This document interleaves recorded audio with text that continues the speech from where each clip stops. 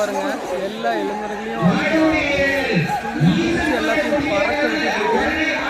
இந்த விளையாட்டுல வந்து இதை பற்றி நான் வர்ணனை சொல்றதுக்கு பதிலாக அமைதியாக ஒரு சில நேரங்களில் இதை பார்க்கணும் அப்படிங்கிறதுக்காக நான் பேசுறதுக்கு பதிவு மட்டுமே போடுறேன். பாருங்க, இந்த காளை ஒரு இளைஞரை பாருங்க, அருமையா காளையை வந்து ஒரு தன்னுடைய கட்டுப்பாட்டுக்குள்ள கொண்டு வந்து நினைக்கிறாரு. பாப்பா வாங்க.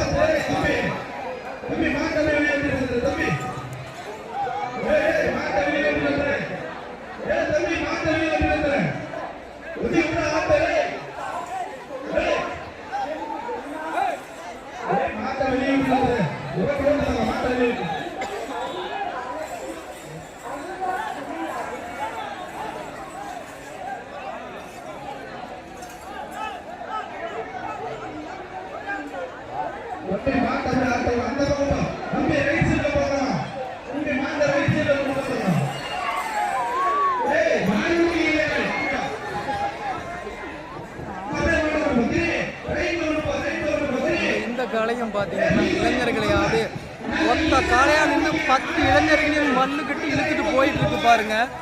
இதுதாங்க காளையினுடைய வீரம் அப்படின்னு சொல்றது. அதனால தாங்க தமிழர் இதுக்கு பேர் வந்து ஏறு தழுவுதல் அப்படின்னு வச்சிருக்காங்க.